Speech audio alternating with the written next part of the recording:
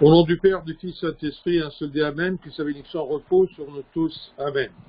Alors aujourd'hui, on va lire ensemble le troisième chapitre de la première épître de Saint Paul aux Thessaloniciens. Chapitre 3, première épître de Saint Paul aux Thessaloniciens. Alors, on lit ensemble du verset 1 au verset 7, chapitre 3. C'est pourquoi, impatients que nous étions, et nous décidons à rester seuls à Athènes, nous envoyâmes Timothée, notre frère, ministre de Dieu dans l'évangile de Christ, pour vous affermir et vous exhorter au sujet de votre foi, afin que personne ne fût ébranlé au milieu des tribulations présentes, car vous savez vous-même que nous sommes destinés à cela.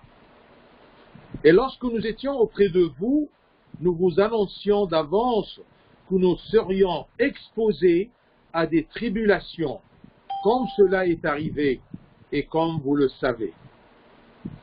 Ainsi, mon impatience, j'envoyais m'informer de votre foi, dans la crainte que le tentateur ne vous eût tenté et que nous n'eussions travaillé en vain.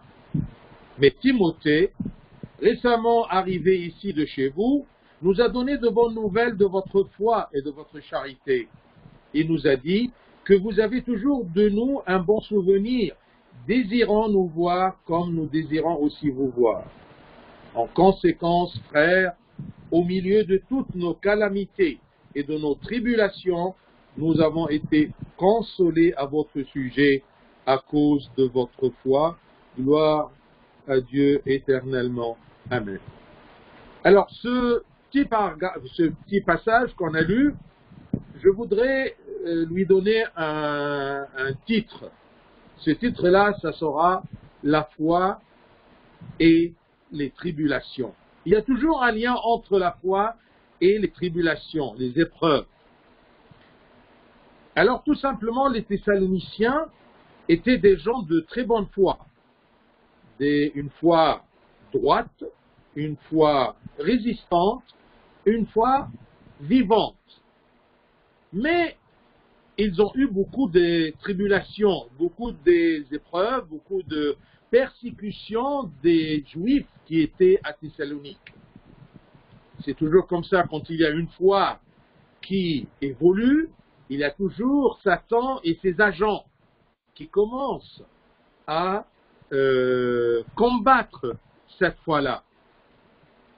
Satan essaie toujours de casser cette foi, surtout quand elle est une foi vivante, une foi qui évolue, une foi pratique, une foi sincère, vivante par la charité. Alors tout simplement, Saint Paul leur dit, c'est pourquoi, impatients que nous étions, nous décidons à rester seuls à Athènes. Nous envoyons Timothée.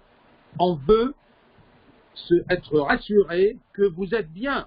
Vous êtes bien, ça ne veut pas dire qu'il n'y a pas de tribulations, mais vous êtes bien, c'est-à-dire que votre foi est résistante à ces tribulations-là.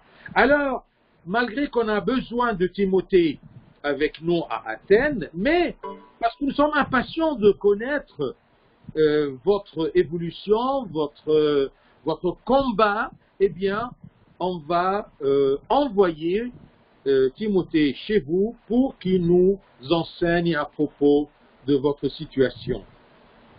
Alors, Saint Paul, recevant les nouvelles de la persécution à Thessalonique, fut très inquiet et il a voulu se rassurer de leur stabilité, de leur persévérance, de leur constance dans la foi. C'est ça qui intéresse un serviteur.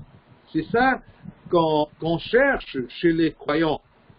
Non pas de les faire éviter les épreuves et les tribulations, mais tout simplement d'être sûr de la stabilité de leur foi, de leur persévérance dans la foi. Et c'est ça ce qu'on appelle le combat spirituel.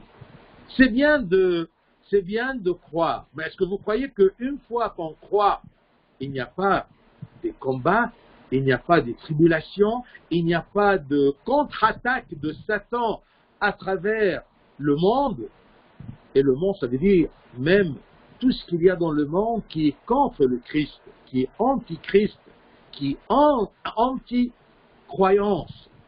Le monde, dans le sens péjoratif, c'est tout ce qui est contre la croyance, tout ce qui est contre Jésus, tout ce qui est contre Dieu, tout ce qui est contre religion.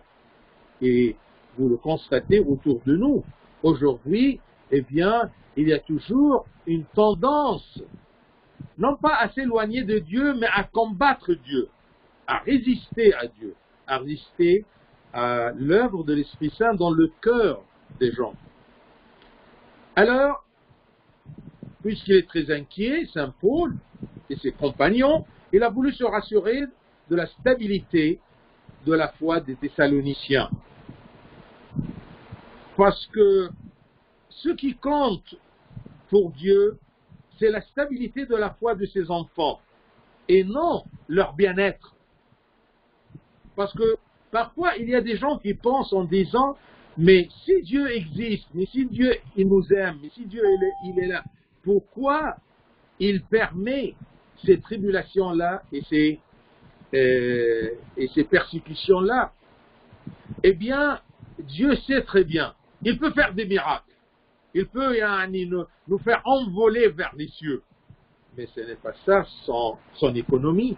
Ce n'est pas ça le bien pour l'homme, parce que l'homme sera couronné, non pas parce qu'il vit aisément, mais parce qu'il a la foi, une foi résistante à tous les coups de Satan.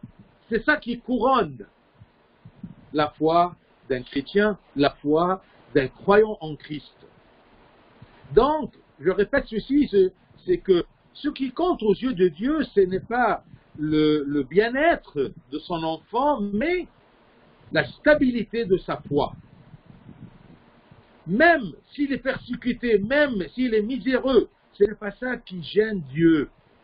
Mais ce qui gêne Dieu, c'est tout simplement l'instabilité, la fragilité de notre foi. Ce qui est bien aux yeux de Dieu pour ses enfants, c'est la stabilité de leur foi. Parce que par la foi, ils sont sauvés. Ils ne sont pas sauvés par l'absence des douleurs. Non, ils sont sauvés par la foi. Et c'est pour cela, retenez bien ces deux versets-là. C'est Saint Matthieu, chapitre 10, versets 16 et 22. Matthieu 10, 16 et 22. Qu'est-ce qu'il nous dit? Voici, je vous envoie comme des brebis au milieu des loups. C'est ça, l'économie de Dieu. Il va envoyer ses enfants qui croient en lui comme des brebis entre des loups, au milieu des loups. Est-ce que c'est évident pour un père qui aime ses enfants? Oui, parce qu'il envoie avec eux comme brebis une force de la foi. Voici, je vous envoie comme des brebis au milieu des loups. Soyez donc prudents comme les serpents et simples comme les colombes. Soyez simples comme les colombes. Et si je suis simple comme les colombes, je peux être dévoré par les loups. Ce n'est pas ça qui compte. Mais soyez prudents d'éviter la gueule des loups. Non. Soyez prudents comme les serpents. Et vous devrez savoir qu'est-ce qu'il y a comme prudence dans le serpent. Quelle est la sagesse du serpent? Eh bien, tout simplement, le serpent, quand il est attaqué, il ne protège rien de son corps que ta tête. Et pour nous, la tête, c'est notre foi. Eh bien, si nous sommes attaqués par des tribulations, par des persécutions, par des loups qui nous entourent, on doit être prudent de garder bien notre tête, de garder bien notre foi, parce que c'est la foi qui va nous sauver. Donc, ce verset-là, 10, Matthieu 10, 16, vous le comprenez maintenant. Dieu n'est pas un père féroce qui envoie ses enfants comme des brebis au milieu des loups, mais non. Il les envoie, mais en leur demandant, en leur conseillant qu'ils doivent être prudents comme les serpents et doux et simples comme les colombes. Le verset 22 dans le même chapitre, Matthieu 10, nous dit: vous serez haïs de tous. Il le sait. Ce n'est pas une surprise qu'un chrétien soit haï par les incroyants. Non, c'est normal. Il nous prépare pour être prudents dans notre foi. Attention, vous serez haïs de tous à cause de mon nom. Si mon nom est inscrit sur votre cœur, sur votre comportement, en vous voyant, on voit mon nom sur vous, eh bien, vous serez haïs de tous à cause de mon nom. Mais celui qui persévérera jusqu'à la fin sera sauvé. Qu'est-ce qu'il va nous aider à persévérer jusqu'à la fin de notre vie? Eh bien, c'est la foi. C'est être prudent de ne pas laisser ma foi écrasée par les gueules des loups. Ma foi doit être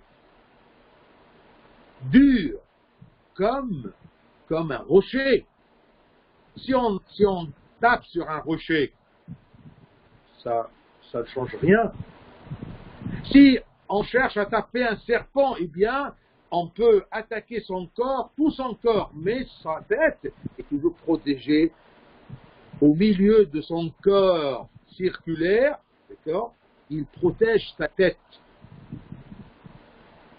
Alors nous, même si nous sommes des brebis au milieu des loups, on doit être prudents comme des serpents. On doit persévérer en gardant notre foi résistante et stable. L'apôtre Paul était empêché à partir à Thessalonique parce que tout simplement, il y avait des loups. Les Juifs là-bas à Thessalonique, ils attendaient, ils ont chassé Paul, ou plutôt Paul qui s'est enfui parce qu'il a une mission à faire, ce n'est pas par lâcheté, et il ne pourrait pas maintenant retourner. C'est pour cela qu'il a envoyé Timothée, son disciple préféré, et c'était un disciple indispensable pour le ministère auprès de Paul. Mais pour se rassurer de la stabilité de la foi des Thessaloniciens, il a dit: je vais supporter l'absence de Timothée, je vais l'envoyer pour nous transmettre et nous rassurer à propos de la stabilité de la foi des Thessaloniciens. Et pour envoyer Timothée, eh bien, c'était aussi une preuve de la paternité sincère de Saint Paul, de l'apôtre, surtout qu'on a propagé à Thessalonique que l'apôtre n'aime pas les Thessaloniciens. Il est parti et il les a oubliés. Non, il essaie toujours d'être au courant de leur situation, non pas de leur bien-être, mais de la stabilité de leur foi en face des attaques du monde. Et ici, vous voyez, entre parenthèses comme ça, les caractéristiques que l'apôtre a attribuées à Timothée. Ce sont les caractéristiques d'un serviteur de l'Évangile, d'un serviteur qui est stable dans la parole de Dieu et qui partage le travail pour construire le royaume des cieux. Nous envoyâmes Timothée, notre frère, ministre de Dieu dans l'évangile de Christ. Il est ministre de Dieu dans l'évangile, à travers l'évangile. Comment servir Dieu? C'est l'évangile de Christ. Vivre l'évangile de Christ et propager et prêcher l'évangile de Christ. Pour vous affermir et vous exhorter au sujet de votre foi. C'est ça le bon serviteur. Il essaie toujours non pas de prêcher les gens une fois qu'ils ont cru, alors il les laisse tomber. Non, il essaie toujours, dans l'évangile de Christ, affermir, consolider ceux qui ont cru. C'est comme une petite plante. Quand vous commencez à planter ou à semer une graine, eh bien, il y a une petite branche qui sort de la terre. On doit la protéger. Mais si tu sèmes et tu laisses le terrain sans aucun entretien, eh bien, ton travail sera vain. Donc, les caractéristiques que l'apôtre a attribuées à Timothée, c'est qu'il est un frère. Il y a quelque chose de commun entre eux. Et il est un ministre de Dieu, ministre dans l'évangile de Dieu. C'était un serviteur qui affermit et qui exhorte, qui encourage, qui incite les gens de suivre le Christ et de croire en Christ une croyance solide, résistante. Ainsi doit être le fidèle serviteur de l'Église. Tu dois, même si tu ne prêches pas par la parole, prêche par ton comportement. Et fais attention et observe bien la foi des autres. Ne sois pas une pierre d'achoppement pour les autres. Comme je dis toujours, si tu n'arrives pas à construire, ne détruis pas. Si tu n'arrives pas à construire, eh bien au moins ne détruis pas la foi des autres ou la persévérance des autres. Ne sois pas un agent entre les mains de Satan pour attaquer les brebis du Seigneur. Bien, ça montre aussi quand il a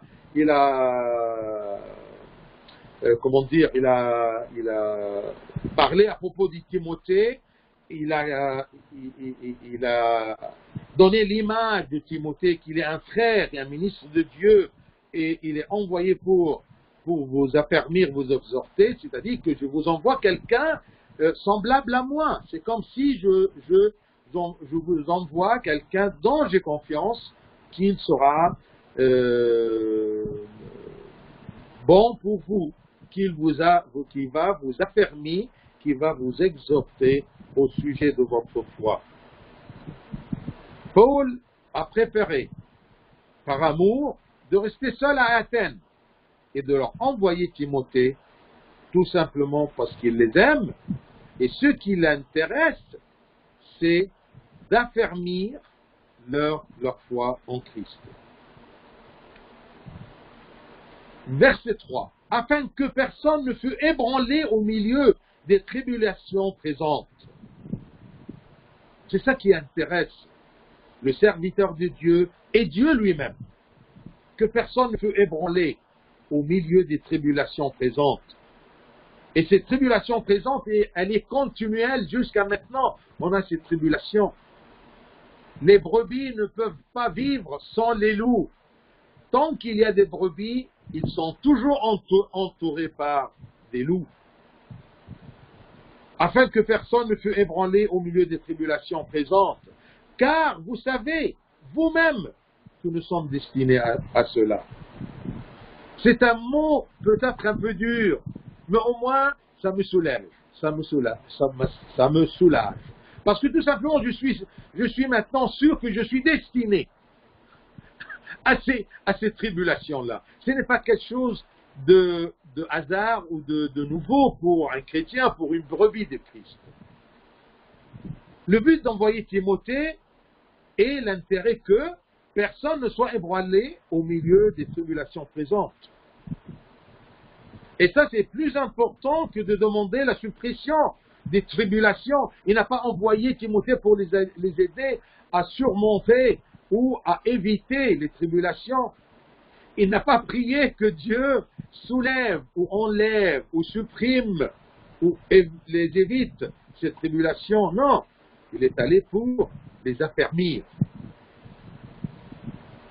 C'est comme si on envoie sur le front quelqu'un qui affermit les soldats Mais il y aura toujours la guerre. On ne leur envoie pas des gens pour arrêter la guerre.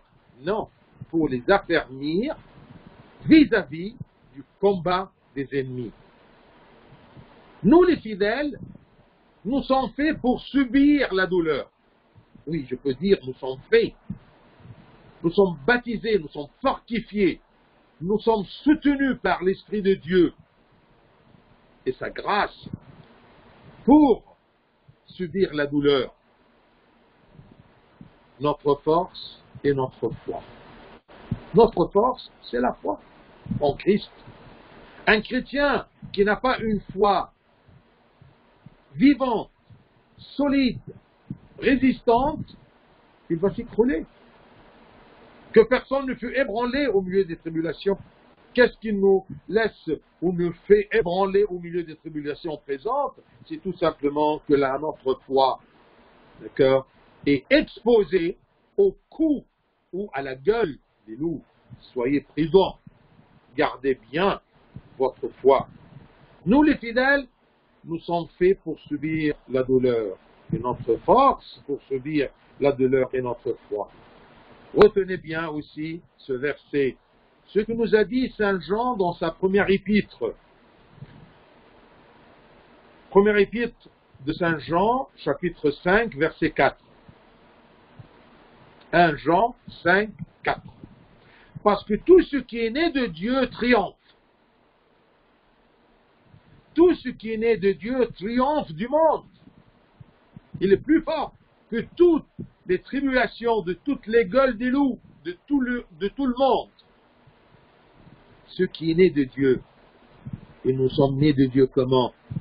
Par le baptême.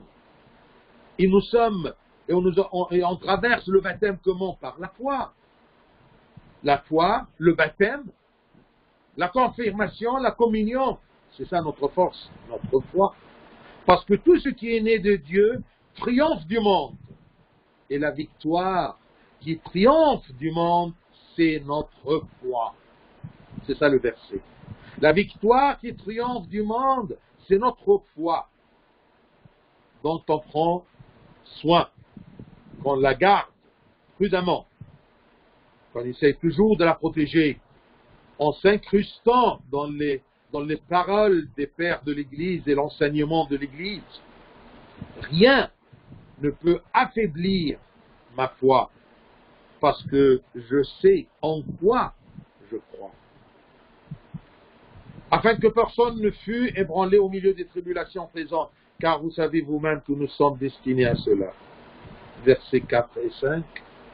Et lorsque nous étions auprès de vous, nous vous annoncions d'avance que nous serions exposés à des tribulations, comme cela est arrivé, et comme vous le savez. Donc, vous êtes préparés.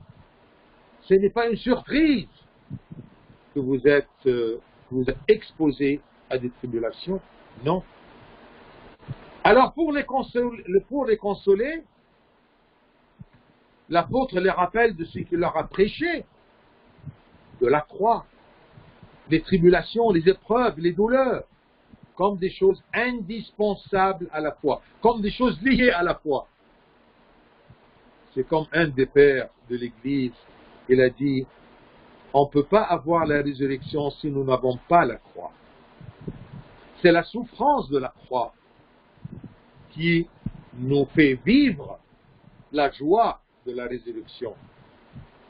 La douleur de la croix, c'est elle qui nous prépare à se réjouir avec la joie de la résurrection. Donc l'apôtre annonce toujours, au commencement de sa prédication, aux Juifs et aux nations, la dureté du chemin de la foi et sa peine. Ne croyez pas que le chemin de Dieu est facile. C'est pour cela qu'il nous a dit que le chemin est étroit, la porte est étroite. Ce n'est pas la belle vie pour vivre selon la loi du Christ. Eh bien, l'apôtre, il annonçait toujours à tous les convertis, que ce soit des nations ou du judaïsme, à tous les convertis au christianisme, il prêchait la foi exposée à des tribulations. Donc le maître court rapidement vers les Thessaloniciens à travers Timothée pour les soutenir dans leur foi, pour soutenir leur foi dans le combat contre Satan, afin de ne pas perdre tout ce qu'il a construit en eux par sa prédication. C'est comme je vous ai dit que quelqu'un qui a semé une graine, ensuite il y a la petite branche qui sort et il essaye de la garder pour que ça soit une plante fruitière ou fruitière. Elle donne de fruits. Mais s'il laisse cette petite végétation sans aucune protection, eh bien, tout son travail est perdu. Leur succès, le succès des Thessaloniciens dans la foi est son succès. Et leur faiblesse est une destruction pour son œuvre. Et c'est pour cela qu'il leur dit en verset 5, « Ainsi dans mon impatience, j'envoyais m'informer de votre foi, dans la crainte que le tentateur nous vous eût tenté, affaibli, et que nous n'eussions travaillé en vain. » Si la foi de ceux que, dont j'ai prêché, ou à ceux qui la foi de ceux que je leur prêchais s'affaiblit, et bien toute mon œuvre ne compte plus, c'est tombé à l'eau. Ainsi, dans mon impatience, j'envoyais m'informer de votre foi dans la crainte que le tentateur nous vous eût tenté et que nous n'eussions travaillé en vain. Ça sera une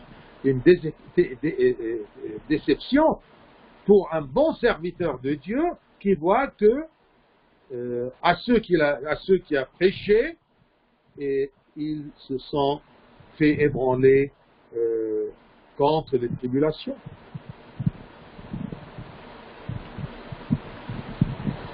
Leur succès dans leur foi, leur maintenance, leur persévérance dans leur foi, c'est une joie, c'est un succès pour l'apôtre. Mais leur faiblesse, la faiblesse de leur foi, eh bien, ça sera une destruction pour son œuvre, cette œuvre-là qui veut bien être couronnée le jour du Seigneur. Verset 6. Mais Timothée, récemment arrivé ici de chez vous, nous a donné de bonnes nouvelles de votre foi et de votre charité. Foi et charité. Une foi vivante et qui a des fruits. Une foi vivante, pratiquante. Et la conséquence de votre foi, c'est votre charité. De bonnes nouvelles de votre foi et de votre charité. Et il nous a dit que vous avez toujours de nous un bon souvenir. Un bon souvenir, c'est-à-dire que tout ce qu'on vous a dit est toujours dans votre mémoire. Et si nous vous avons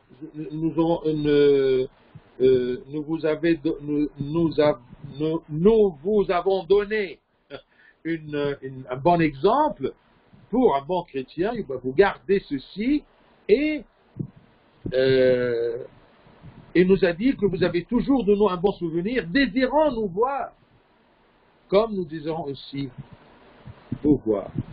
Saint Paul, eh bien, il s'est rassuré par Timothée qui est retourné récemment, arrivé ici de chez les Thessaloniciens, qu'ils ont une bonne foi, une foi vivante, une foi qui résulte ou qui donne la charité, et ils sont qu'il y a toujours ce lien-là entre les Thessaloniciens et l'apôtre Paul, leur maître, et ils veulent bien le revoir, comme nous désirons aussi vous voir. Verset 7, en conséquence, frères,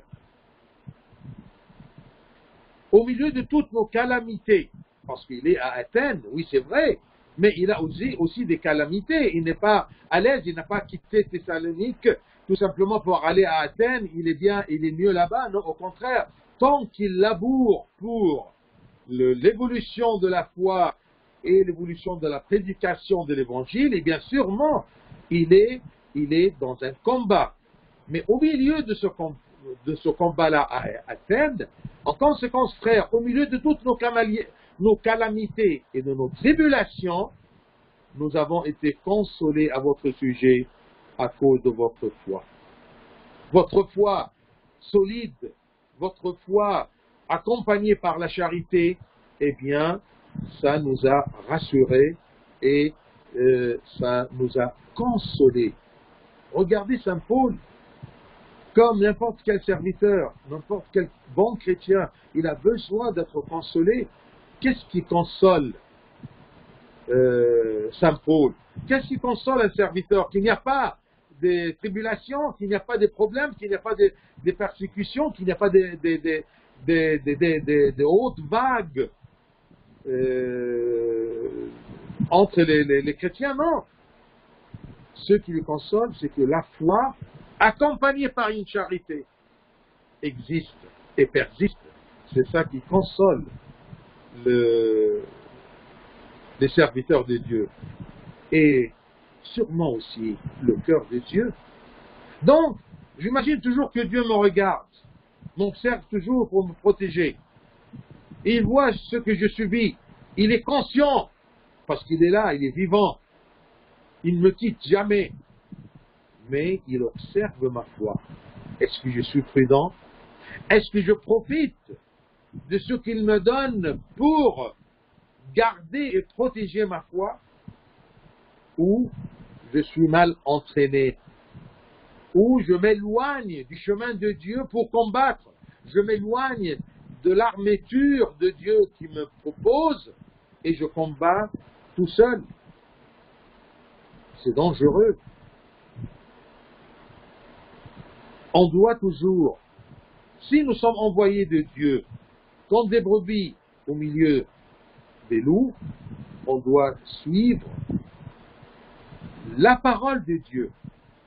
Qu'est-ce qu'il me dit dans cette situation? C'est lui qui m'a envoyé, c'est lui qui a permis ma présence au milieu des loups. Est-ce qu'il me quitte? Non. Il me donne des consignes. Sois prudent. Et qu'est-ce qu'il me donne, cette prudence? Ma foi. Et qu'est-ce qu'il m'aide à protéger ma foi?